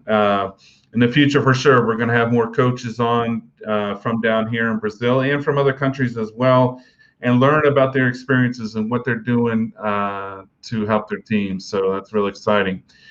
The next show is going to be this Friday night at 8 o'clock. Oh, I'm sorry. I guess we're going to be able to link back with Kevin real quick. Let me get myself situated here. Kevin, are you there? Yeah, I'm here. Can you guys hear me? Oh yeah, man. Hey, it's good to have you back. I just got done throwing you 30 yards in your car, and then you didn't come back. So Well, we had a dramatic pause. That's all it was.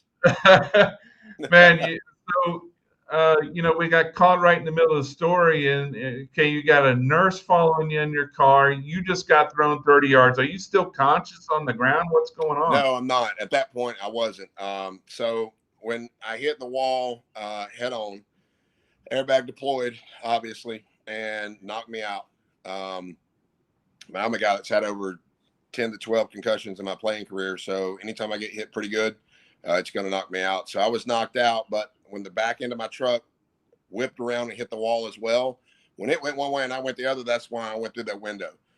Sure. I was out. There's bits and pieces of it I remember. I do remember talking to some people. And I remember all I could say was my girlfriend's name, which is Savannah. And that's all I could say. And I was headed home that morning.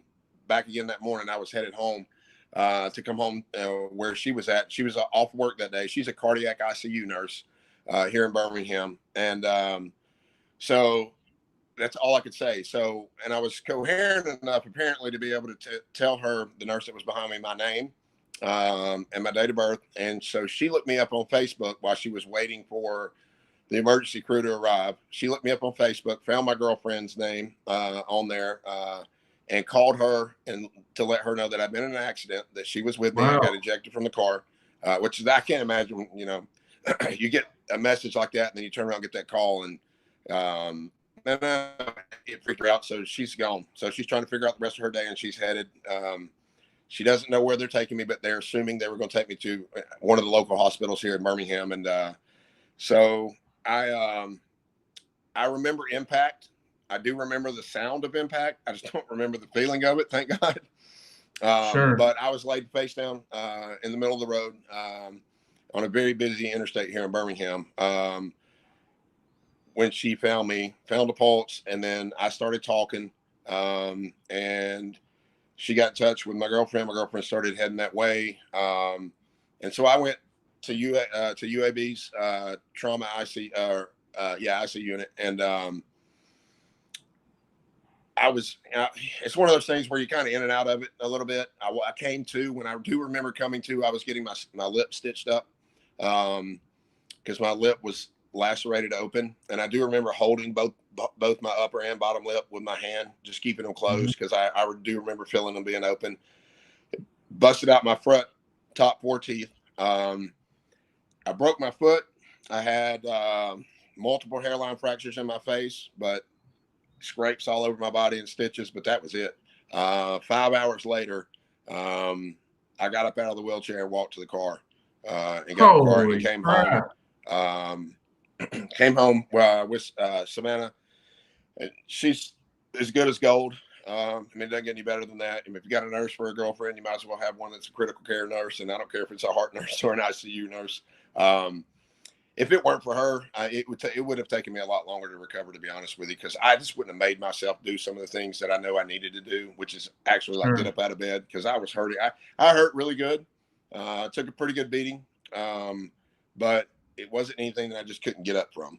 So, and I knew that, and I knew the more I'm up, the better I'm going to feel, which is true. And she did too. And so, she took care of me for, she's taken care of me, up to this point, through all that, and made me get in the shower when I didn't want to get in the shower. And you got road rash. If you've ever had turf burn from playing football, when you get in the shower. I mean, I had it all over my, I had it pretty much all over my body. And especially after the same thing. Cold game, and I just didn't want. I didn't want to, and she made me so. Wow, but that's amazing. I still got a broke foot. Still working on getting my teeth fixed. I got to wait for my mouth to heal up a little bit more. All my stitches are out. She, my girl took my stitches out for me. We've dug a couple of pieces of glasses out of my leg that were pretty good size. And we did it sitting out on the back porch. So, I'm good. I'm blessed, to be honest with you. I mean, I'm here. I'm walking. The cop that was on the scene at the time, he came to the ER and he looked at me and he said, you ain't supposed to be going home today. Like, you're just not. Most people don't walk away from this, and most people don't live. So it was just, one of those deals. And, I'm lucky to be here. I'm blessed to be here. I'm thankful to be here. And just to live every day. One of the things too, Kevin, is, and I have to believe that your career in football, being an athlete, kind of persevering through the things that you have probably really saved your life because, to be honest, when your body takes that kind of trauma, Yeah. if you haven't experienced, being, when we play as professional athletes, I mean, all we're doing is we spend endless time in the gym, Yeah. prepping our bodies with different things. And, man, God bless, your family, your girlfriend. And Yeah. it's a miracle because, I mean, literally, I think if you didn't have that behind you, even though you're out of football and stuff, Yeah. your body has muscle memory and it remembers all that. So I'm sure that played a factor, and you still being able to interview with us today. Yeah, I can't. And That was I like believe 5 I weeks. think you're exactly right. And one of the things that was said is, and I'm bigger now than when I played football in the NFL. I'm 6'4", 240. So Sure. one of the things they said was mass is what saved me. And thankfully it's what I still do. I still work out every day or every other day at least. Still try to stay as active as I got, as active as I can. And I think that, you hate to say it, but I always used to tell people all the time, playing football on Sundays is like being in a car wreck. So, Right. It kind of came to fruition that day, and was able to, walk away from it, so to speak, and survive it. But, it's a God thing. It really is. It ain't got nothing to do with me. It's just what God had prepared for me. And, that day wasn't my day, and I'll take it. So. Yeah. Man, I'll tell you, 240 pounds. I haven't seen 240 since I was a fetus. So, I mean, so that's good stuff, man. I can every day to keep it. It's getting closer to training camp. Season's right around the corner. Regardless with this coronavirus hoax, whatever you want to call it, do you get the itch to return to the field, and how do you handle the void by not being on the field anymore? Not a chance. Not a chance. I don't. I mean, yeah. Every athlete will probably tell you the same thing that I've told people all the time. I miss the camaraderie. I do. I miss cutting up in the locker room. I miss post-game stuff. But once you've gone through that and done it for so long, once you're out of it, you don't miss the beating. You just don't. But you do miss. I miss competing a lot. I miss being competitive and going one-on-one with a guy, and even when with a guy that's better than you are.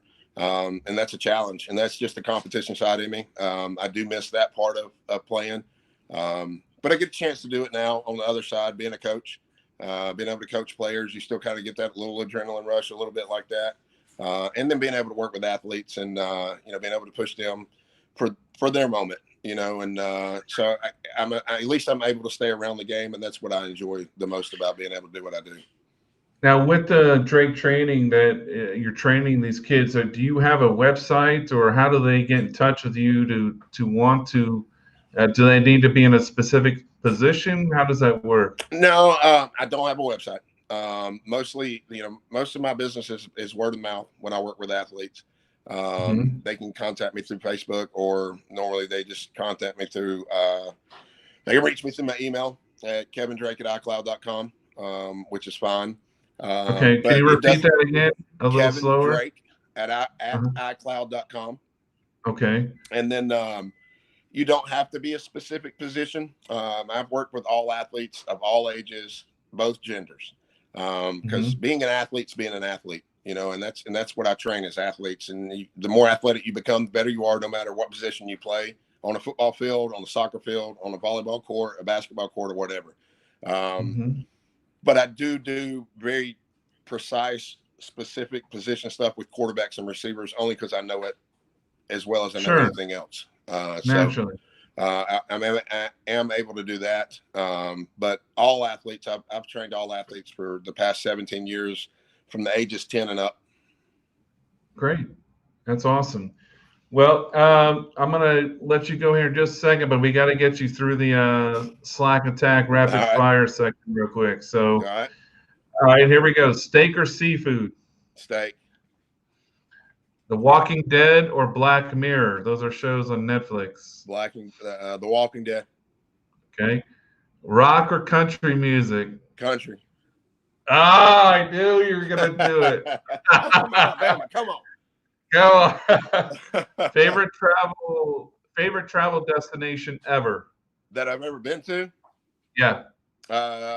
Spain. Spain. Really? Whereabouts? Barcelona. Nice, man. It's beautiful over Yeah. there. Best team in the NFL right now? Cowboys. God. Are you sure his hey, is this working? Hello? No. And favorite football movie?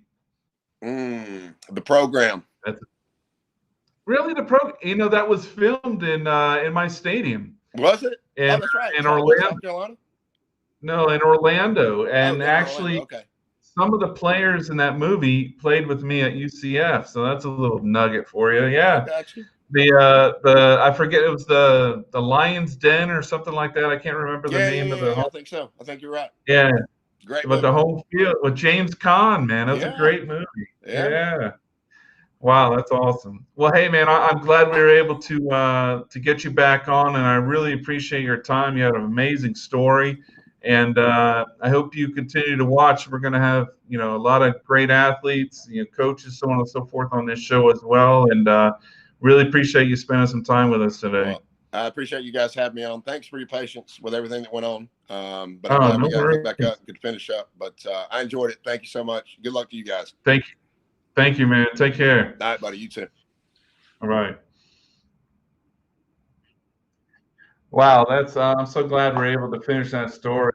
What an inspiration. I mean, to get launched out of your car 30 yards, man, and get knocked the hell out like we do in football, and then just basically, 5 hours later walk away like, yeah, whatever. That's unheard of. So what an amazing career, an amazing story, and wow, really great to have him on. That's the fun part about doing this. This is why I do it. To learn different things about different people, especially around in the game of football and entertainment and music and things of that nature. So it's really a lot of fun. We're looking forward to this Friday as well. This Friday we got an action-packed show for you, and really excited. Our first guest is going to be Michael Grudadoria, who played for the St. Louis Rams, won the Super Bowl. You guys probably remember that Super Bowl game. That was the one where I believe it was Dyson, the receiver, that reached out for the goal line at the end, and they almost came back and beat the Rams. But the greatest show on turf with Kurt Warner, they ended up winning, and we're going to hear from the center that played that game. So Mike Grudadoria played with me at the University of Central Florida, and look forward to having him. Not to be undone, we have also Paula Chiarocci. Paula, my God, I tried to say it right, Chiarocci. She says she's part Italian, so I hope she doesn't kick my ass if I didn't get it right. But Paula's got an amazing story as well. She's actually the president of the Tubarões, a great team here in Brazil, and was recently selected to play in the new WLFA in the Women's League, professional league in the United States for the Phoenix Red Tails. Now, this league is going to be something else, guys. There's going to be 32 teams. They start playing in 2021. They're going to be playing Wednesday night football. So they're really investing a lot in this, and I'm really hoping for them that this takes off, because I think it has a lot of potential. They've had combines all over the United States, and the turnouts have been fantastic. So we're really excited to have her on and see what she has to say about that and her career. It's going to be a lot of fun. So this Friday night, 8 o'clock Brazil time, 7 o'clock Eastern Standard Time. We'll be back on live here on YouTube. We want to thank you again for watching Slack Smack. And remember, staying there is harder than getting there. We'll see you Friday night.